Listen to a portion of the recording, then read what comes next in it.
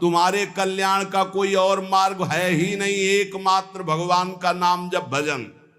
जहां आपको उपदेश दिया जा रहा हो भगवान का आश्रय लो, भगवान का नाम जप करो, उसी से मंगल होगा, वो सत्य बात है। इसके सिवा कोई कहता हो हम तुम्हारा परम कल्याण कर देंगे, हम तुम्हारा अपने बल से कुछ कर देंगे, तो मुझे लगता है कि इन बड़े महापुरुषों से बढ़कर कोई नहीं है सृष्टि में, कोई नहीं इन बड़े महापुरुषों से बढ़कर। ये क्या कह रहे हैं? बेटा परीक्षित, तुम्हें तक्षक से डर लग रहा है? बोले ना गुरुदेव, अब करोड़ों तक्षक साक्षात मृत्यु का रूप धर के आ जाए तो आपने जो मुझे अमृत पिलाया इसके बल से मुझे कोई भय नहीं। बेटा ब्रह्म स्वरूप परीक्षित, अपने स्वरूप में स्थित रहना, और कह के चल दिए। ये नहीं रोका कि तक्षक को रोक लेते। इतने बड़े बड़े ब्रह्म ऋषि बैठे हुए थे, जब भागवत सुना रहे थे किसी ने भी तक्षक को रोकने की बात की क्या? क्यों? एक ब्रह्म ऋषि का श्राप है, भगवान का विधान है। तो ये रोग, ये नाना प्रकार के संकट हमारे पूर्व कर्मों के अनुसार आते हैं। एकमात्र भगवान का भजन करके हम इनको सहे, और अगर अपना अगला जन्म ना होने पावे, हो भी तो भगवत भक्त मनुष्य के रूप में हो, नहीं तो भगवान को हम प्राप्त हो जाएं। कोई भी दंभ नाटक काम नहीं करता, ध्यान रखना। इस संसार में कौन काहू के सुख दुख कर दाता, निजकृत कर्म भोग सुन भ्राता। इस दिमाग में बैठा लो सत्संग के द्वारा। नाहृतोन्य शिवा पंथा विसता संस्कृतावी वासुदेवे भगवती भक्ति योगो यतो भवेत। इसके लेखक हैं भगवान श्री कृष्ण द्वैपायन व्यास जी, कहने वाले हैं परमहंस श्री सुखदेव जी, और सुनने वाले हैं महान सम्राट, गर्भ में भगवत साक्षात्कार किए हुए परीक्षित जी महाराज। कह रहे हैं संसार चक्र में पड़े हुए मनुष्य के लिए एकमात्र साधन है भगवान श्री हरि के चरणों की भक्ति। इसके अतिरिक्त और कोई सिवा पंथा नहीं है। शिवा माने कल्याण, पंथा माने मार्ग, और कोई कल्याण का मार्ग नहीं है। एकमात्र भगवान, वही हरि हैं, वही हर हैं। उन्हीं की भक्ति के द्वारा ही हम अपना संसार चक्र से उद्धार कर सकते हैं। पिबन्ति ये भगवत आत्मनः सताम कथामृतम श्रवण पुटेषु संभृतम पुनन्ति ते विषय विदूषिताशयम ब्रजन्ति तच्चरण सरोरुहान्तिकम। जो रोज सत्संग सुनते हैं, जो रोज भगवान की चर्चा सुनते हैं, कानों में भर भर कर भगवान के नाम गुण लीला रूप का पान करते हैं अमृत का, उनके हृदय से विषैला विष भोगों का उतर जाता है, हृदय शुद्ध हो जाता है। और जहां हृदय शुद्ध हुआ तो भगवान यही हृदय में प्रकाशित हो जाते हैं। श्री सुखदेव जी महाराज कहते, वासुदेव कथा प्रश्न पुरुषास्त्रीन पुनाति वक्तारम प्रच्छकम श्रोतस तत्पाद सलिलम यथा। अगर कहीं तुम्हें संत समागम मिले, प्रश्न करने का अवसर मिले, तो भगवान के संबंध में प्रश्न करो, भगवत प्राप्ति के संबंध में प्रश्न करो, संसार से मुक्त होने के लिए प्रश्न करो। ये इधर उधर के प्रश्न नहीं। देखो, बड़ा कीमती समय संतों का है। यदि एक बार वो तुम्हें समय देते हैं तो ऐसा बनाओ कि वो एक बार तुम्हारे अनंत जन्मों की बिगड़ी बना दे। श्री सुखदेव जी कहते, यदि श्री कृष्ण के संबंध में प्रश्न किया जाए तो प्रश्नकर्ता और उत्तरकर्ता दोनों पावन हो जाते हैं। वक्तारम प्रक्षकम श्रोतस तत्पाद सलिलम यथा। बोले भगवान के विषय में प्रश्नकर्ता, उत्तर देने वाला और सुनने वाला तीनों पावन हो जाते हैं, जैसे भगवान का चरणामृत सभी को पावन करता है। इसलिए यस्तु तम श्लोक गुणानुवादः संगीयते भीक्षणम मंगलग्नः तमेव नित्यं शृणुयाद भीक्षणं कृष्णे मलाम भक्तिम अभीप्समानः। भगवान श्री कृष्ण का गुणानुवाद समस्त अमंगलों का नाश करने वाला है। ये है सही अमंगलों का नाश करने की बात। अगर आप भगवत चर्चा करते, जैसे एक दिन नरकों का वर्णन किया कि उस ऐसे ऐसे वाले नरक जाते हैं, तो बहुत लोगों ने प्रार्थना की कि उपाय भी तो बताओ कैसे बचे।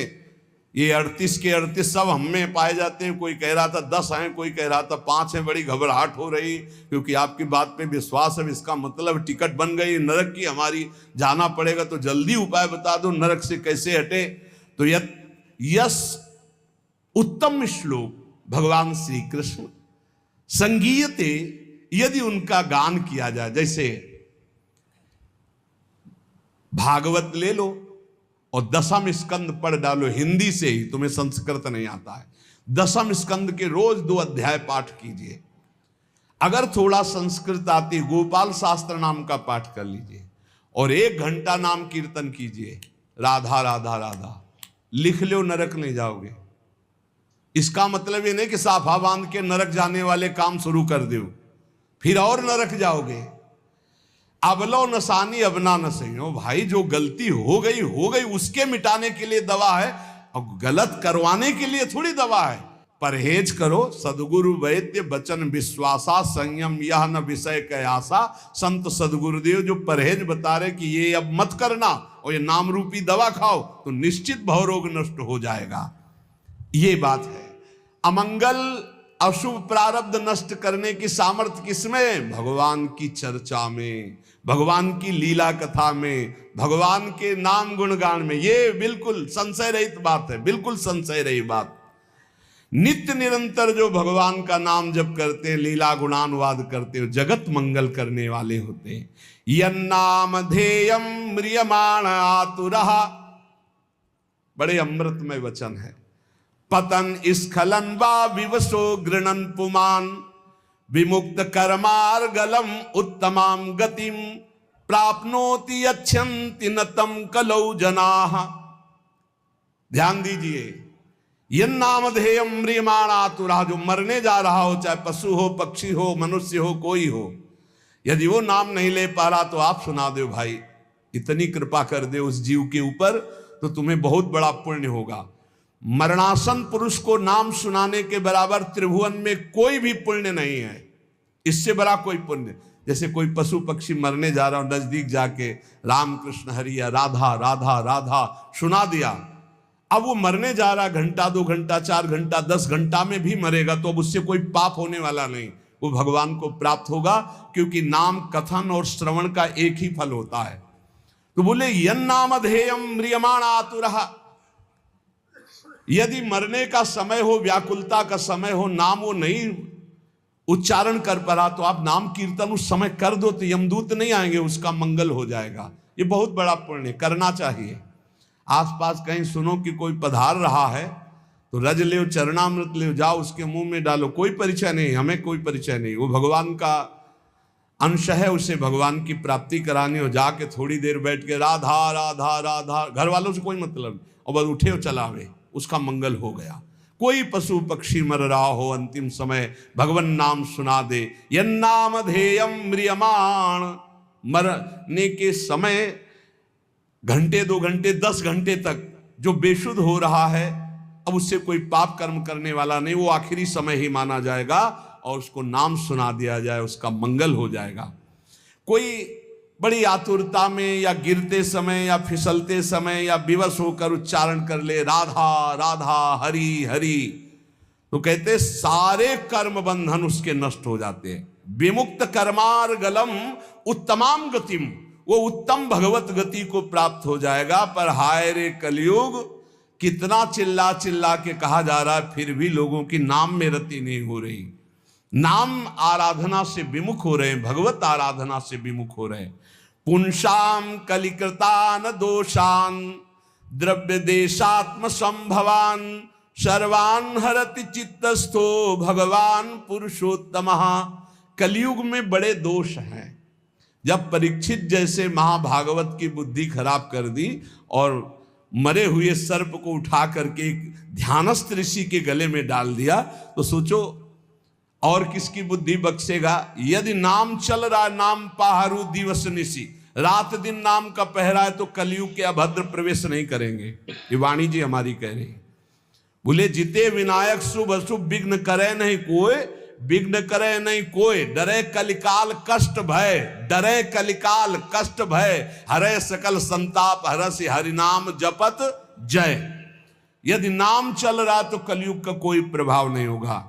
कलयुग के बहुत दोष हैं, ये हर वस्तु को दूषित कर रहा है, हर विचार को दूषित कर रहा है। सब दोषों का मूल अंतःकरण का अपवित्र हो जाना है। परंतु सर्वान हरति चित्तस्थो भगवान पुरुषोत्तमः, जब कोई नाम जप करने लगता है तो भगवान हृदय में बैठकर कलयुग के सारे दोषों का नाश कर देते हैं। इसलिए श्रुतः संकीर्तितो ध्यातः पूजितश्चात् दृढ़तोऽपि वा नृणाम धुनोति भगवान हतस्थो जन्मायुता अशुभम। जो भगवान के गुणों का, भगवान की रूप की महिमा का, लीला का, नाम का, धाम का कीर्तन करता है, गायन करता है, श्रवण करता है, भगवान की सेवा करता है, भगवान उसके हृदय में विराजमान होकर प्रकट, और एक दो जन्म के पापों की बात क्या, हजारों जन्मों के पापों के ढेर भस्म कर देते हैं।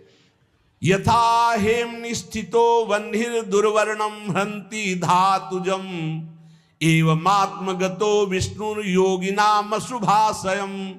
जैसे सोने को अग्नि में डाल दो तो उसका मल नष्ट हो जाता, चमकने लगता है, ऐसे ही भगवान साधकों के हृदय में जब सुमिरन किया जाता है निरंतर, तो भगवान हृदय में प्रकाशित होकर अविद्या को भस्म कर देते हैं, अशुभों को भस्म कर देते, दिव्य ज्ञान प्रकाशित हो जाता है। नाम जप, लीला कथन, लीला श्रवण, ये बहुत जोर की बात है। विद्या तपः प्राण निरोध मैत्री तीर्थाभिषेक व्रत दान जप्यै नात्यंत शुद्धिम लभतेन्तरात्मा यथा हृदिस्ते भगवन्त्यनन्ते। विद्या, तपस्या, प्राणायाम, समस्त प्राणियों के प्रति मित्र भाव, तीर्थ स्नान, व्रत दान और भी साधन, ये अंतःकरण को पवित्र करने वाले हैं, पर वैसी शुद्धि नहीं होती जैसी भगवान के स्मरण से होती है। इसीलिए कहते हैं नाम जप करो, क्योंकि नाम जप स्मरण से भगवान हृदय में प्रकाशित होते हैं। तो जहां भगवान हृदय में प्रकाशित होती, जैसे सूर्योदय होने पर अंधकार खत्म, ऐसे भगवान के प्रकाशित होने पर अज्ञान नष्ट हो जाता है। मृत्यु नजदीक है। म्रियमाणैरविध्येयो भगवान परमेश्वरः आत्मभावम नयत्यंगो सर्वात्मा सर्व संश्रयः। मृत्यु के निकट पहुंच रहे हैं हम सब, क्रम से क्रम आता चला जा रहा है समय। बस जैसे जैसे संकेत मिलते जाते हैं लोग भयभीत होते। भयभीत नहीं होने की बात है, कमर कसो, डट के अपना काम बना लो। अब जितनी श्वासें, जैसे एक सूचना मिली कि कैंसर हो गया, सूचना मिली अब आपका दिल फेल होने वाला है, कोई भयानक रोग, अब घबराने की जरूरत नहीं। राधा राधा राधा राधा, अब तो चलना है श्री जी को। घबराने से मृत्यु हमारा कोई रोग थोड़ी मिटा देगी, हमारा कोई मृत्यु का भाव रुक थोड़ी जाएगा, वो तो मरना ही पड़ेगा। तो राधा राधा राधा, अमर हो जाओगे। मृत्यु के निकट जो लोग पहुंच रहे हैं, एक ही काम है, नाम जप, भगवान का स्मरण। मान लो हम सब निकट जा रहे हैं मृत्यु के, बिल्कुल निकट जा रहे हैं। 50 वर्ष निकल गए, ऐसे लगे कि कल निकल गए। ये वर्ष के वर्ष ऐसे निकल जाते, लगते नहीं कि वर्ष निकल गए। कैसा माया मनोरंजन में फंसा है। जिसका मृत्यु का निकट समय आ रहा है उसको चाहिए नाम में वृत्ति लगा दे, सब छोड़ो, राधा राधा राधा राधा। तो बोले अब हमारा तो अभी जवान है, और गर्भई में मृत्यु आ जाती है, शिशु अवस्था में आ जाती, जवान अवस्था में आ जाती। हर समय नाम जप करो। सबके परम आश्रय जब भगवान का नाम लिया जाता है और नाम लेते हुए शरीर छूटता है तो भगवान की प्राप्ति होती है। अंतिम मति सो गति ही। राधा तो किशोरी जो मिल जाएंगी पक्का, नारायण बोला तो पक्का नारायण मिल गए। कलयुग में बहुत दोष हैं, परंतु इसमें एक सबसे बड़ा गुण है। भगवान के नाम संकीर्तन से जो लाभ मिलता है वो किसी साधना से नहीं मिलता। गुण कीर्तन, नाम कीर्तन, जैसे अपने लोग बैठकर खूब कीर्तन करते हैं विविध ध्वनियों में और प्रभु के जस गाते हैं, सुधा निधि 42 लीला चतुरासी जी। सतयुग में ध्यान करने से, त्रेता में बड़े बड़े यज्ञों से द्वापर में विधि पूर्वक पूजा सेवा से जो फल मिलता था, कलयुग में केवल नाम कीर्तन से, नाम जप से प्राप्त हो जाता है। कलयुग का विशेष कृपा प्रसाद है। संसार सिंधु मति दुस्तर मुत्तीर्षोर नान्यः प्लवो भगवता पुरुषोत्तमस्य लीला कथा रस निषेवण मंतरेण पुंसो भवेद विविध दुख दवार्दितस्य। जो लोग सहज में सरलता पूर्वक इस संसार समुद्र से मुक्त होना चाहते हैं, भगवान सुखदेव जी कह रहे हैं, जो लोग अनेक प्रकार के पाप कर्म कर चुके हैं और उस दुख दावानल से दग्ध होने वाले हैं, उनको बचना है तो एक उपाय है, भगवान का नाम जप करो और भगवान की लीला कथा सुनो। लीला कथा रस निषेवण मंतरेण, भगवान की लीला कथा सुनने के सिवा, नाम जप के सिवा और कोई सहारा नहीं इस कलयुग में। सब साधन चौपट कर देता है कलयुग। एकमात्र परम पवित्र नाम और भगवान की लीला कथा, इसी से सब प्राप्त कर लो। सहज सरल भाव से भगवान की प्राप्ति। उपासक को चाहिए कि सत्य भावना से ही भगवान की प्राप्ति होती है, इसलिए असत भावना का त्याग कर दे। जब कोई अधर्माचरण करके धन कमाता है तो ये 15 दोष बिना मोल के उसके पास आ जाते हैं। धर्म से धन कमाने पर और अधर्म से धन कमाने पर अंतर है। जब अधर्म से, भगवान सत्य से प्राप्त होते हैं, जब अधर्म से आप धन कमाते हैं तो देख लेना ये 15 दोष आ जाएंगे। यहां वर्णन है, स्तेयम हिंसा नृतम दंभा कामः क्रोधा स्मयो मदः भेदो वैरम अविश्वासा संस्पर्धा व्यसनानि च एते पंचदशानर्था हर्थमूला मता नृणाम तस्मादनर्थमर्थाख्यम श्रेयोर्थी दूरस्त्यजेत। ये 15 पापाचरण उसके अंदर आ जाते हैं जो पाप से धन कमाता है, अधर्माचरण से। बोले घूस ले लिया, निर्दोष को दंड दिला दिया, दोषी को मुक्त करा दिया, या छीन झपट करके चोरी कर लिया, कई तरह से अपराध प्रवृत्तियों से, अधर्माचरण से, छल कपट से। तो सुन लो, ये 15 पापाचरण उसके अंदर आ जाते हैं। 15 पाप कराने वाले हैं। पहला आता है, उसमें चोरी का स्वभाव आ जाएगा। चाहे वो कर चोरी समझो, सरकार के कर की चोरी भी तो होती है, चोरी का स्वभाव आ जाएगा। जैसे कोई कहे बड़े ईमानदार है, हम तो कोई चोरी नहीं करते, तो भैया देख लो, जब अधर्म से धन कमाओगे तो इतनी प्रीता होगी कि सरकार को कर देने की हिम्मत नहीं पड़ेगी। विविध प्रकार से आप कर चोरी करेंगे। कर चोरी करना भी पाप है, क्योंकि वो राजकर है। यदि उसको धर्म में आप लगा रहे हैं, बात अलग है, नहीं तो उसको सरकार को दो, क्योंकि सारी व्यवस्थाएं हैं। कर चोरी को भी चोरी भी कहते हैं। हमें लगता है अगर ना दो तो तुम पकड़े भी जाओगे, बंदी भी बना दो, तुम्हारा धन भी जब्त हो जाएगा ना। तो चोरी अधर्म से धन कमाए पर। अब देखो, जो बेचारे सरकारी नौकरी करते हैं तो उनको कटवाने की जरूरत नहीं हो, तो सरकार कर काट के अपने आप ही देती है। जहां अधर्म का धन कमाया जाएगा उसमें कर नहीं दे सकते, फिर वो अधर्म आचरण पाप कराएगा। पहला है चोरी, स्तेयम। दूसरा हिंसा, पक्का। धन अधर्म के द्वारा जब आता है तो वो हिंसा कराने की, प्रेरक, कर्ता, अनुमोदन, तीनों पाप को, चोरी और हत्या, हिंसा। जहां अधर्म का धन आएगा वहां शुरू। और झूठ बोलना तीसरा। चौथा दंभ करना। पांचवा काम भोग, रुपए के बल से व्यभिचार करना, ये आ जाएगा अधर्म के धन से।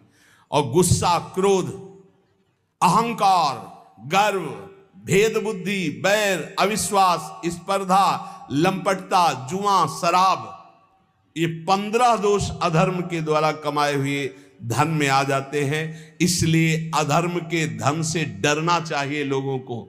अगर अधर्म का धन स्वीकार किया तो बुद्धि भ्रष्ट करके महान पापाचरण कराने लगता है। ये शरीर अधर्म के धन से पोषण करने के लिए नहीं मिला। इसमें है क्या? देहि स्थिमांस रुदिरेभिमतिम त्यजत्वम जाया सुतादिषु सदा ममताम विमुंच पश्यानिशम जगदिदम क्षणभंग निष्ठम वैराग्य राग रसिको भव भक्ति निष्ठा धर्मम भजस्व सततम त्यज लोक धर्मान सेवस्व साधु पुरुषान जहि काम तृष्णाम अन्यस्य दोष गुण चिंतन मासु मुक्त्वा सेवा कथा रसमहो नितराम पिबत्वम। भाई, शरीर पोषण के लिए धर्माचरण मत करो। इस शरीर कोई खास वस्तु नहीं है। ये शरीर हड्डी मांस और रुधिर का पिंड है। इसे आप अपना स्वरूप मानना छोड़ दें। ये आपका स्वरूप नहीं है। स्त्री पुत्रादि के भी कर्म भोग के अनुसार आए हुए हैं, चले जाएंगे, तुम्हारे नहीं हैं। इनको अपना ना माने।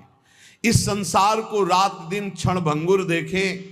यहां कोई वस्तु स्थायी नहीं है, सब नाशवान है। एकमात्र वैराग्य रस के रसिक होकर भगवान की भक्ति में लगे रहे। हर समय भजन में रहो। हर समय कभी भी कोई भी घटना घट सकती है। भगवत स्मरण है तो भगवान को प्राप्त होगे। कह रहे हैं सबसे बड़ा धर्म है भगवान का भजन करना। धर्मम भजस्व सततम त्यज लोक धर्मान। इन लोक धर्मों का त्याग करो, भागवत धर्म में आओ। भागवत धर्म से प्रेम धर्म की यात्रा करो। निरंतर भजन करना ही सबसे बड़ा धर्म है। और ये भजन साधुजनों के संग से होता है, उनकी सेवा से होता है। तो साधुजनों की सेवा करो, संतों का संग करो, तो भगवत भजन होगा। भोगों की लालसा फटकने मत दो, नहीं तो संतों का संग छूट जाएगा। पापाचरण करने वाला फिर संत संग में अरुचि हो जाती है। एक बहुत भगवत सेवा किए तो उसका फल हुआ कि उनको साधु संग मिला। जब साधु संग मिला तो एकदम टूट पड़े साधु संग में, साधु सेवा में। फिर एक दिन कहा हमारा तो सब कुछ छूट गया। हम क्लब जाते थे, हम ये करते थे, वो करते थे, वो। हमारे दोस्त कहते हैं कि इतना नहीं होना चाहिए, नहीं तो फिर गड़बड़ हो जाता है। अब दोस्तों के संग का रंग चढ़ा कि जहां 63 पे आ गए थे वहां 36 पे पहुंच गए। 36 में समझते हैं उल्टा, 63 में सन्मुख, 6-3 सन्मुख, और 36 में पीठ, उल्टा हो गए, बिल्कुल उल्टा हो गए। अच्छा, उल्टा जब बुद्धि हो जाती है उनको समझाओ, तब उनको दोस्तों की बात पुष्ट लगेगी कि देखा ना वो कह रहे थे, देखो फंसा रहे थे ना। अब हम थोड़ा हटने की कोशिश की ना तो देखो मीठे मीठे वचन बोलने लगे। माया ऐसे फंसाती है कि आप समझा भी नहीं सकते। समझाने की सोचो तो दिमाग में तत्काल भागवतिक प्रेरणा आ जाती है कि समझेगा कि स्वार्थवश बोल रहा है, क्योंकि उसकी बुद्धि भ्रष्ट है। आरत अधिकारी जब पावे गूढ़ो तत्व न साधु, आप समझा भी नहीं सकते। साधु जनों की सेवा से ही परम भागवत धर्म भजन होता है। साधु जनों की आज्ञा में रहने से ही भजन होता है। पर जहि काम तृष्णाम, ये काम भोग और भोगे हुए भोग को पुनः भोगने की इच्छा ये संत संग से दूर कर देती। इसे लिख लो, जय काम तृष्णाम। अगर कामना और तृष्णा का त्याग कर साधु संग नहीं करोगे तो साधु संग टिकेगा नहीं। थोड़े दिन के बाद रंग दूसरा बदल जाएगा, क्योंकि कुसंग में बहुत संग गया है आपका और सत्संग में तो थोड़ा ही गया है। बहुत चमत्कार है कुसंग का, सत्संग से भी ज्यादा। इसलिए कि कुसंग से बहुत जन्म हो गए संग करते हुए, और सत्संग तो अभी कुछ क्षण हुआ। जहां कुसंग मिला तो लगता है कि हाँ, एक बार हमारे सामने कह दिया कि शराब नहीं पिएंगे, अगर शराब पी लिए तो दोबारा हमारे सामने खड़े होने लायक नहीं रहोगे। तुम्हारा मन तुमको इतने दूर हटा देगा कि तुम सामने नहीं आओगे, और आओगे भी तो ऐसे ही होगा। ऐसे नहीं हो सकते। तुम्हारा हृदय नहीं कहेगा कि मैं आंख मिलाऊं, तुम्हारा हृदय नहीं कहेगा कि मैं सेवा करूं, तुम्हारा हृदय नहीं कहेगा कि मैं सम्मिलित हो जाऊं आपकी सभा में। मान लीजिएगा बहुत बढ़िया अवसर है। एक बार यदि छोड़ दिया तो दोबारा ऐसे दुष्टों का संग मत करना जो अपनी मित्रता की कसम खिला करके आपको धर्म भ्रष्ट करते हैं। वो मित्र नहीं, वो शत्रु हैं। सच्ची ऐसे देखते देखते माया कैसे भ्रष्ट करती हुई दिखाई देता है। इसलिए साधुजनों का संग करो, पर जहि काम तृष्णाम, काम भोग और भोगे हुए भोगों की तृष्णा का त्याग करके, क्योंकि भोगों की लालसा ये साधु सेवा में नहीं टिकने देती। दूसरों के गुण दोषों का चिंतन मत करो, अन्नस्य दोष गुण चिंतन मासु मुक्त्वा, प्रभु की सेवा और प्रभु की लीला कथा सुनो और खूब नाम जप करो। कैसे जाना जाए कि इसे भगवत प्राप्ति हो गई? कई बार चर्चा हुई, आज सिद्ध महर्षियों के वचन हैं। ये भगवत प्राप्त हो गया है, उसकी पहचान क्या है? कह रहे हैं यह स्यादे कायेन लीनस्तूष्णीम किंचदच्चिंतयन् पूर्वं पूर्वं परित्यज्य सातीर्णो भव बंधनात् सर्वमित्रः सर्वसः समे रक्तो जितेन्द्रियः व्यपेत भयं मन्युश्च आत्मवान् मुच्यते नरः आत्मवत् सर्वभूतेषु यश्चरेन्नियतः शुचिः अमानी निरभिमानः सर्वतो मुक्त एव सः जीवितं मरणं चोभे सुख दुखे तथैव च लाभालाभे प्रियद्वेषे या समास च मुच्येत। जो स्थूल शरीर और सूक्ष्म शरीर दोनों का त्याग कर चुका है, ना स्थूल शरीर की क्रियाओं से मतलब है, न सूक्ष्म शरीर के चिंतन से मतलब है। बहुत ऊंची स्थिति है। कोई संकल्प विकल्प नहीं, हर समय अलग रहता है स्थूल और सूक्ष्म से। एकमात्र परमात्म स्थिति में वो संसार बंधन से मुक्त हो चुका भगवत प्राप्त महात्मा है। कैसे जानोगे? ये प्रगट में, क्योंकि अंतर की स्थिति है, इसीलिए बिना भगवत प्राप्त हुए भगवत प्राप्त महात्मा को नहीं जाना जा सकता। दूसरा, जिसका व्यवहार तो सबके प्रति मित्रवत होता है, पर होता किसी का नहीं है। मित्र किसी का नहीं होता हो, मित्रवत व्यवहार होता है। या वो आत्मस्वरूप अपने आप को सब जगह देखता है, या अपने भगवान को सब जगह देखता है। बाहरी सांसारिक मित्रता नहीं होती।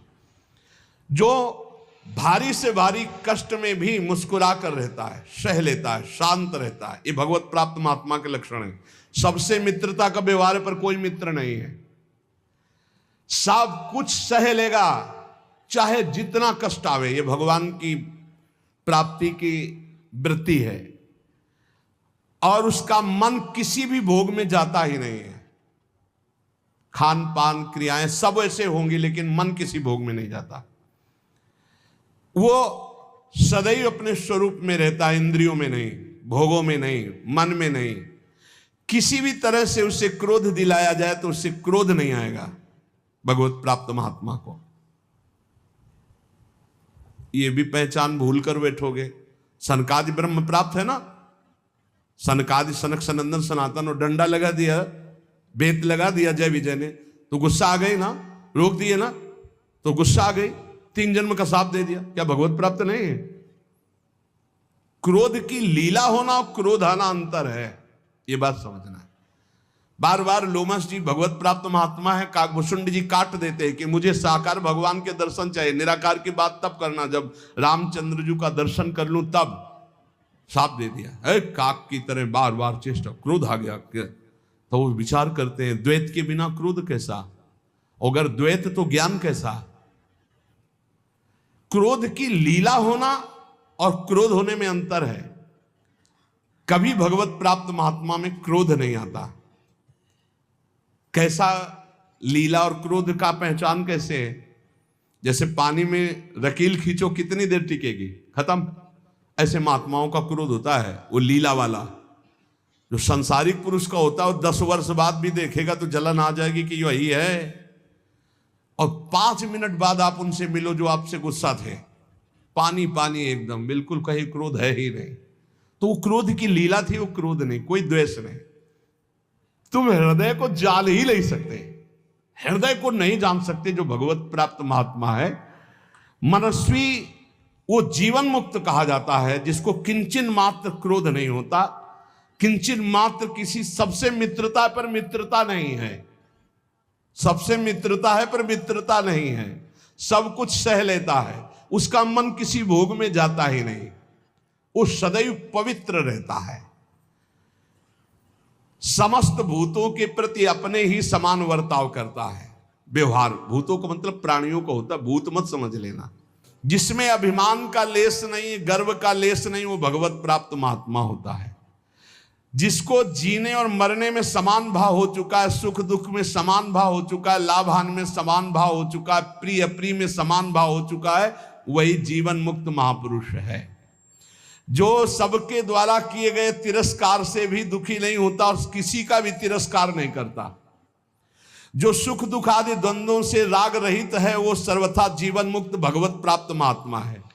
जिसका इस संसार में एक भी शत्रु नहीं है, एक भी मित्र नहीं है, ना धर्म ना अर्थ ना काम, किसी से संबंध नहीं, वो जीवन मुक्त महापुरुष है। जो ना किसी नवीन भोग की आकांक्षा करता है, ना प्राप्त परिस्थिति से घृणा करता है, वो जीवन मुक्त महापुरुष होता है। जैसी परिस्थिति राजी है। जो धर्म और अधर्म दोनों से परे है, जो पूर्व संचित पापों के परिणाम स्वरूप शरीर का त्याग कर दिया है, शरीर रहते हुए भी, क्या स्थिति। जिसकी कोई भी वासना नहीं, जो पूर्णतया निष्काम हो चुका है, वो भगवत प्राप्त महात्मा माना गया है। जिसके हृदय में कभी किसी के प्रति दोष दृष्टि नहीं होती, जो अनित्य जन्म मृत्यु को देखता रहता है। जन्म भी अनित्य है, मृत्यु भी अनित्य है, और जरा आदि दोष भी अनित्य है, वो भगवत प्राप्त महात्मा है। इसलिए भगवत प्राप्ति के लिए जोर कसो।